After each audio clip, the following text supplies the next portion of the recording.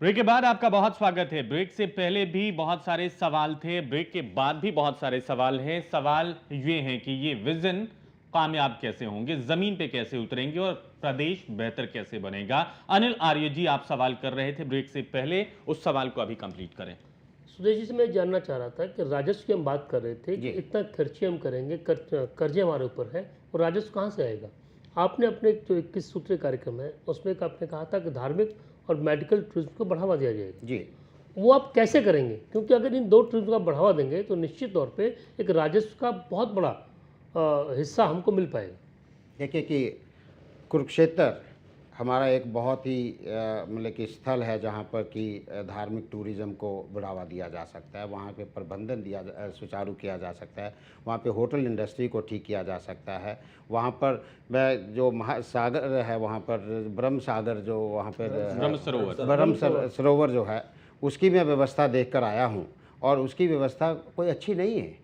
उसकी व्यवस्था को ठीक किया जा सकता है। जो लोग आते हैं, बहुत देखिए पूरे देश से लोग यहाँ पर आने को तैयार हैं। आप उसका अगर आप ट्रांसपोर्ट के जो साधन हैं वो वहाँ पे मुहैया करवाइए। एयर स्ट्रिप का जो प्रोग्राम चल रहा है वो वहाँ पर नहीं चल रहा है।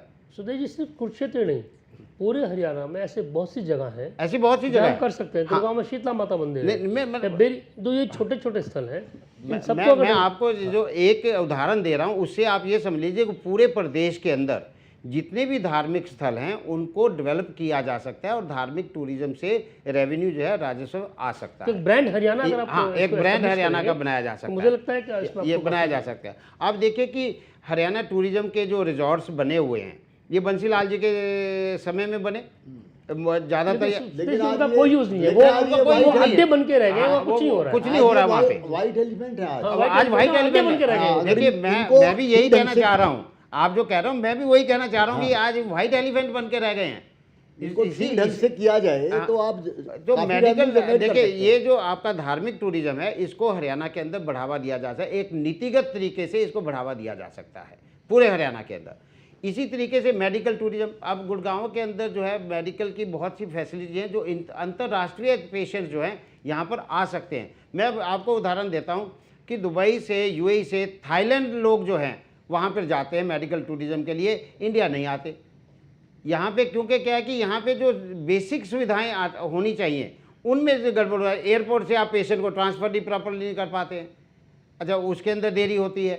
तो यहाँ पे ऐसी नर्सिस के अंदर जो रवैया है उसके अंदर समस्याएं आप देखिए कि कैसे टूरिज्म चलता है। अगर आप इन चीज़ों की व्यवस्था ठीक कर दें, यहाँ पे देखिए डॉक्टर्स का पूरे अंतर्राष्ट्रीय पूरी दुनिया के अंदर इंडियन डॉक्टर्स को सराहा जाता है कि भाई ये बहुत बढ़िया डॉक्टर है, क्योंकि एक एक डॉक्टर कई कई पेशेंट को देखता है। राजस्व के लिए और क्या करेंगे? राजस्व के लिए धार्मिक, नहीं, आप सेल टैक्स है, आपका सेल टैक्स जो है एक बहुत बड़ा जो मतलब 80% रेवेन्यू जो है आपका स्टेट का वो सेल टैक्स से आता है। सेल टैक्स चाहे वो सेंटर से आपकी कंट्रीब्यूशन आती है, चाहे आपका पेट्रोलियम प्रोडक्ट से सेल टैक्स की कंट्रीब्यूशन आती है, या आप नॉर्मल सेल टैक्स देते हैं। आप ये देखिए कि आज कोई भी जो सेल टैक्स की जो प्रक्रिया है उसमें कोई कस्टमर बिल लेने को तैयार नहीं, ना दुकानदार बिल देने को तैयार। सेल टैक्स के अंदर कितनी बड़ी धांधलेबाजी है। आप सेल टैक्स को रेगुलराइज कर दीजिए। आप जो आपके इंस्ट्रूमेंट्स हैं, जो व्यापारी जो है आपको सेल टैक्स इकट्ठा करके देता है, आप व्यापारी की समस्याओं का समाधान कर दीजिए। व्यापारी को चोर की निगाह से देखते हैं, व्यापारी को चोर की निगाह से देखते हैं। तो ये इन चीज़ों को आप ठीक कर देंगे ना कि व्यापारी जितना सेल टैक्स इकट्ठा करेगा उसको 5% व्यापारियों के उसके लिए रखा जाएगा। ये हमने नीति में भी डाला है, अपने प्रोग्राम के अंदर भी डाला है। इसका मतलब आप ये कहना चाह रहे हैं कि टैक्स कलेक्शन की जो मशीनरी है उसको दुरुस्त करना बहुत जरूरी, उससे राजस्व आपका बढ़ेगा जी। तो इंडस्ट्री के ऊपर जो भ्रष्टाचार भी होता है, इंडस्ट्री से जो एक्साइजेबल कमोडिटी प्रोड्यूस होती हैं उसके अंदर एक्साइज ड्यूटी की चोरी होती है। देखिए जो भ्रष्टाचार जो जब भी होता है उससे सिर्फ और सिर्फ स्टेट का पैसा गायब होता है। जितनी भी चोरी भ्रष्टाचार से होती है वो स्टेट के रेवेन्यू की होती है। अगर भ्रष्टाचार आपका अंकुश लगेगा तो स्टेट का रेवेन्यू भी आपका ऑटोमेटिक बढ़ जाएगा। ये तो हुए सुदेश जी ट्रेडिशनल सोर्सेस। कोई ऐसा विजन भी है आपके पास जो इनसे हट के आपने कुछ सोचा हो कि उनसे हम रेवेन्यू बढ़ाएंगे? देखिए ऐसा है कि आप व्हील इन्वेंट नहीं कर सकते हैं। देखिए, आप जो एग्जिस्टिंग है, सबसे पहली बात तो ये है कि आप जो एग्जिस्टिंग इंफ्रास्ट्रक्चर है, एग्जिस्टिंग सोर्सेज हैं, आप उन्हीं को सक्रिय कर लीजिए। वो सक्रिय अगर हो जाते हैं, प्रबंधन सुचारू हो जाता है, उसी से बहुत कुछ हो जाएगा। सुधीर जी, आपको लगता है कि जो लघु और कुटीर उद्योग हैं, जो बेरोजगारी की समस्या है, उसका भी समाधान बड़े अच्छे ढंग से हो सकता है, और हमने कुटीर और लघु उद्योगों पर फोकस करना बहुत कम कर दिया है, जबकि हरियाणा एक गांव का क्षेत्र प्रदेश है। आपसे मैं सहमत हूँ। देखिए कि मैंने एक भाजपा के जो उनका पद घोषणा पत्र आया, उसमें पढ़ा कि वो 100 घंटे अगर ग्रेजुएट काम करेगा तो उसको 9,000 रुपये हम उसको भत्ता देंगे। 100 घंटे 6,000 +2 के लिए, ग्रेजुएट के लिए 9,000 जी। तो उसमें वो 100 घंटे कहाँ काम करेगा, उसको 100 घंटे काम कौन देगा? ये सवाल का उन्होंने जवाब नहीं दिया है। आप क्या जवाब दे रहे हैं? ठीक है ना? नहीं, मैं आपको बेरोजगारी के लिए मैं आपको बताता हूँ कि बेरोजगारी के लिए आपको कई काम करने पड़ेंगे।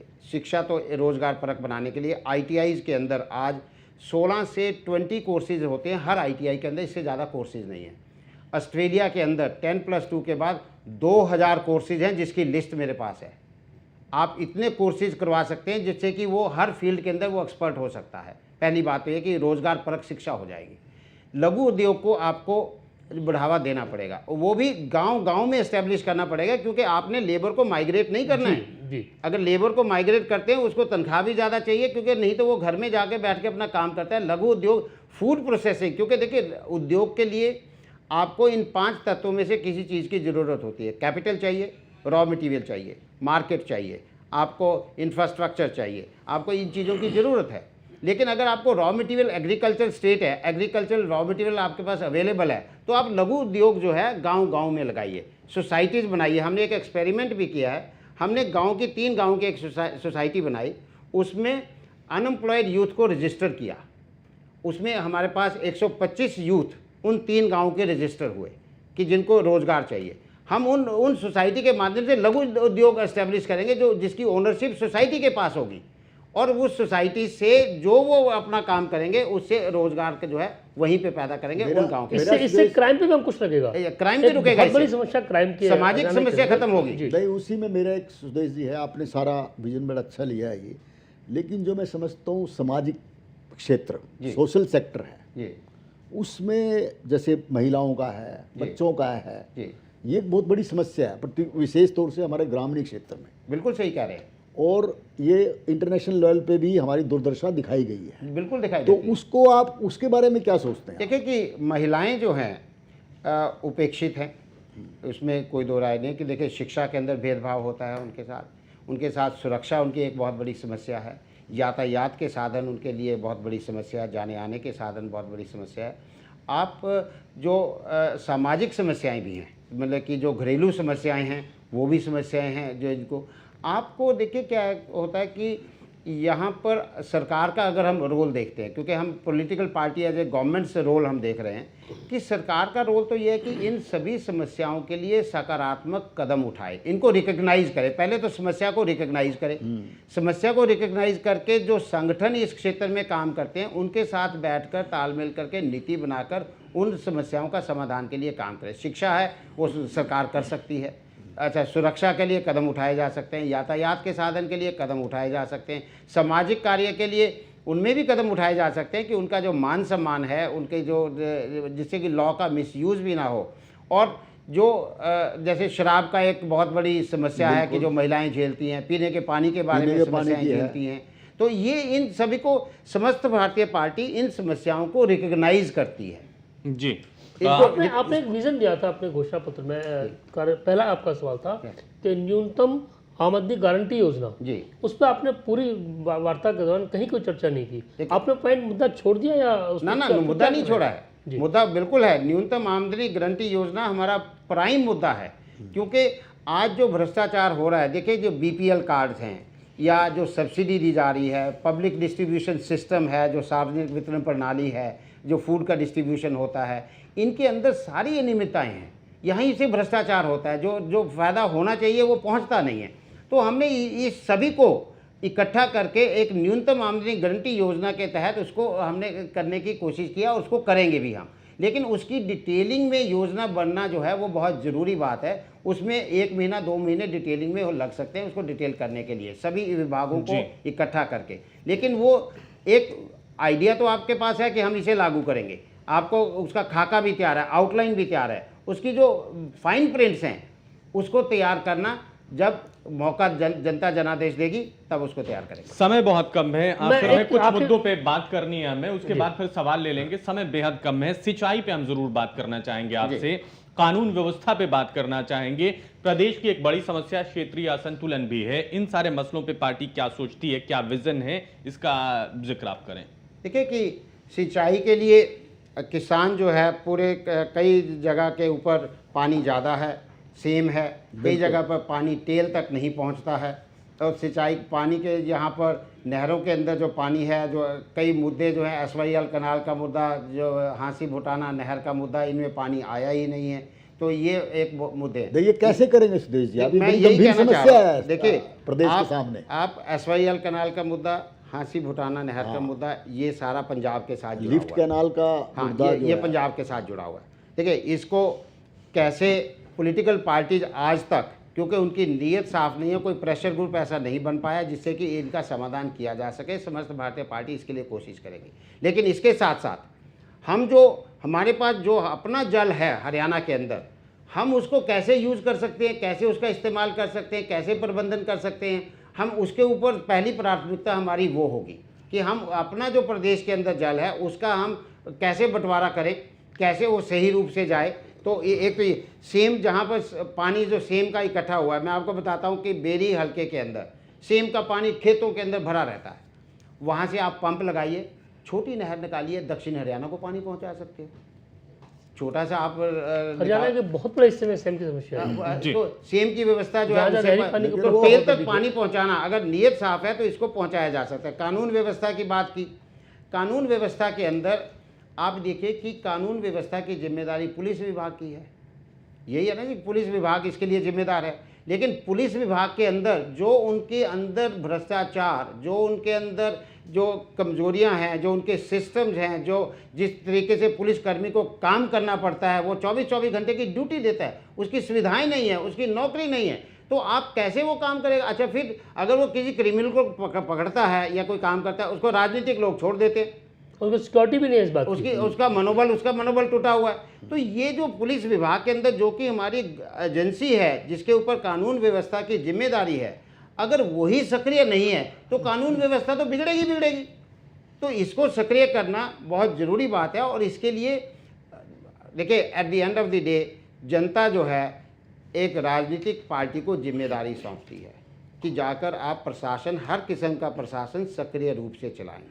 अगर वो राजनीतिक दल की मानसिकता खराब है, अगर वही अपना काम नहीं करना चाहती है तो कोई बदलाव नहीं आएगा, कोई नहीं बदलाव ला क्षेत्रीय सकता। असंतुलन या असंतुलन आएगा उसके अंदर, वो कोई नहीं ला सकता है। तो यही तो काम समस्त भारतीय पार्टी जनता के बीच में जा रही है कि भाई नया चुने, सही चुने। एक प्रश्न जो है वो मैं आपसे उसका जवाब चाहता हूं। क्षेत्रीय असंतुलन का आरोप लगता है कि कोई इलाका विकास कर गया, कोई बहुत पिछड़ा रह गया। भिवानी है जो पिछड़ गया, जो दक्षिण हरियाणा के इलाके हैं वो पिछड़ गए, कुछ इलाके डेवलप हो देखिए गए। समान विकास का मुद्दा जो है यहाँ पूरे हरियाणा में उठा हुआ है कि यहाँ पे समान विकास नहीं होता। जहाँ से मुख्यमंत्री आता है वो अपने क्षेत्र की बात करने लग जाता है। अब उधर सिरसा में चले जाइए तो चौटालापुर और लेकिन सिरसा। कांग्रेस ने कहा है अपने घोषणा पत्र में कि हर जिले के लिए अलग रोड मैप तैयार होगा विकास के लिए। नहीं, वो इस समय किया ना, पिछले 10 साल से क्यों नहीं किया? पिछले 10 साल से रोहतक पे के ऊपर क्यों लगाया? तो आपका क्या विजन है इस बारे में? देखिए हमारा आपने विजन तो कुछ साफ है रोड मैप कि बनाया देखिए आज हमने तो ये कहा है कि हर हलका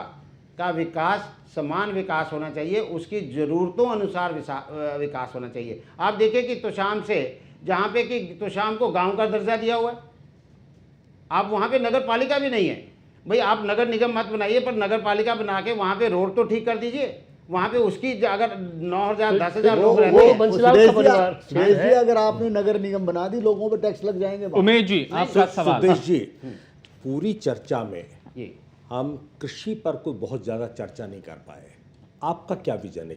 क्योंकि बहुत बड़ा सोर्स है आमदनी का ये। देखिए कृषि से 70% आबादी जो है हरियाणा की वो कृषि पर निर्भर है। और कृषि को, किसान की आमदनी बढ़ाना ये एक बहुत बड़ी जिम्मेदारी का काम है। और उसकी आमदनी जो है, क्योंकि आज किसान ये चाहता है कि भाई उनका जो समर्थन मूल्य है वो स्वामीनाथन रिपोर्ट के हिसाब से लागत प्लस 50% होना चाहिए। और मेरे ख्याल से अगर स्वामीनाथन रिपोर्ट ने ये कहा गया है तो उसे लागू कर देना चाहिए और लागू किया जाना चाहिए। हम उसका समर्थन करते हैं। और किसान की जो समस्याएं हैं, जो उसकी सबसे बड़ी समस्या किसान की क्या है कि उसको ना तो बीज मिलता है समय पे, ना खाद मिलती है, ना पानी मिलता है, ना बिजली मिलती है। जो चारों इनपुट्स हैं खेती करने के, वो चारों समय पे नहीं मिलते। तो इनको अगर समय पे दिया जाए तो वो बहुत कुछ कर सकता है। साथ ही साथ हमने किसान के लिए हमारे 21 सूत्रीय कार्यक्रम के हमने कहा कि कृषि कार्ड, उसके ऊपर जो कर्जे का जो बोझ पड़ता है, ब्याज का जो बोझ पड़ता है, हम उसे खत्म करेंगे जी। ब्याज का बोझ खत्म करेंगे। अगर आप सत्तासीन होते हैं जी और आपको पहला बजट बनाना है जी, तो आप किस सेक्टर को पहली प्राथमिकता देंगे, किसको दूसरी देंगे, किसको तीसरी देंगे? यानी कृषि, शिक्षा, स्वास्थ्य, रोजगार, बिजली, कानून व्यवस्था, इनमें से किसको आप? देखिए कि स्टेट में आप प्राथमिकताएं एक सेक्टर की तय नहीं कर सकते हैं कि भी मैं पहले तो सारा बजट इस प्राथमिकता से कर दूंगा या इस पे ज़्यादा एलोकेशन कर दूंगा। आपको बैलेंस्ड बजट बनाना पड़ेगा हर सेक्टर, क्योंकि जो इंसान का या नागरिक का जीवन है बहुत से सेक्टर से प्रभावित होता है जी। आप उन्हीं सेक्टर को सभी को आपको साथ में संतुलन बजट जो है आपको बनाना पड़ेगा। आपको टिल्टेड बजट जो है आप नहीं बना देखिए सकते। सुरेश जी, आप बजट सर, 2014 में बनाने जा रहे हैं कि 2019 में? देखिए, आपने 40 जगह देखिए, 40 मैं सीटों पे मैं आपको यही ये बहुमत के लिए चाहिए। ये आखिरी सवाल है हमारी ओर से। ये मैं बताना चाहूँगा कि हमारा काम है कि हम जनता के सामने अपने विचारों को रखें और हम चुनाव लड़ें, जिससे कि सत्ता में बैठने की हमारे लिए, क्योंकि चुनाव नहीं लड़ेंगे तो सत्ता में बैठेंगे ही नहीं। जी। हम अपनी पूरी कोशिशों के बाद हमारी पूरी ये नीयत थी कि हम 90 सीटों पर चुनाव लड़ें, लेकिन वो नहीं हो पाया।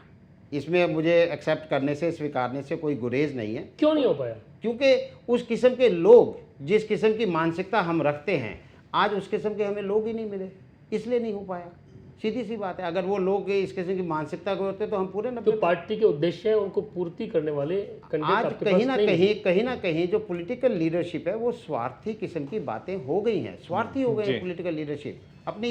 जहाँ से उनको दिखता है कि यहाँ से मैं चुनाव जीत सकता हूँ, तो मतलब कि संघर्ष का मादा वगैरह जो है वो खत्म हो चुका है। आपके पैमाने हैं, आपके पैमाने हैं, इसको खत्म करता हूँ ना। नहीं, फिर विपक्ष देखिए, मैं आपको क्या रोल रहेगा आपका? इस चीज को खत्म करता हूँ। सारे सवालों का जवाब दीजिए। एक ही जगह कि समस्त भारतीय पार्टी ने 46 उम्मीदवार उतारे हैं मैदान के अंदर। समस्त भारतीय पार्टी ने अपनी विचारधारा जनता के बीच में रख दी कि ये हम करना चाहते हैं। जितना जनादेश जनता देगी, देखिए जनादेश तो जनता ने देना है, जितना देगी हम उतना काम करेंगे। लेकिन साथ ही साथ मैं ये भी कहना चाहूँगा कि हम सरकार में बैठेंगे, मतलब कि हम विपक्ष का बात नहीं। अगर हमारे एमएलए जितने भी जनता जिताती है और उनसे जो सरकार बना सकता है तो हम उसके साथ कैसे बैठे आप? जी, थैंक यू समय बहुत कम है। फिर से हमें प्रोग्राम सिद्धांतों ऑर्गेनाइज करेंगे। उमेश जोशी जी, अनिल आर्य जी, एसपी गुप्ता जी, मैं बहुत जरूरी है नहीं, आप सिद्धांतों से आपने कहा कि हम सत्ता में बैठेंगे, विपक्ष में नहीं बैठेंगे। आपने ये कहा कि जो आपके सिद्धांत हैं, जो आपके असूल हैं, समझौता हो जाएगा। उससे समझौता कैसे करेंगे? पहली बात। दूसरी बात, आप किसके साथ बैठेंगे? अगर कांग्रेस को आपकी जरूरत पड़ती है उसके साथ बैठेंगे, एनएलए को जरूरत पड़ेगी उसके साथ बैठेंगे, या बीजेपी को जरूरत पड़ेगी उसके साथ बैठेंगे, क्योंकि महागठबंधन होगा। आप ये बहुत ही अहम सवाल है, इसको हमें समय देना होगा।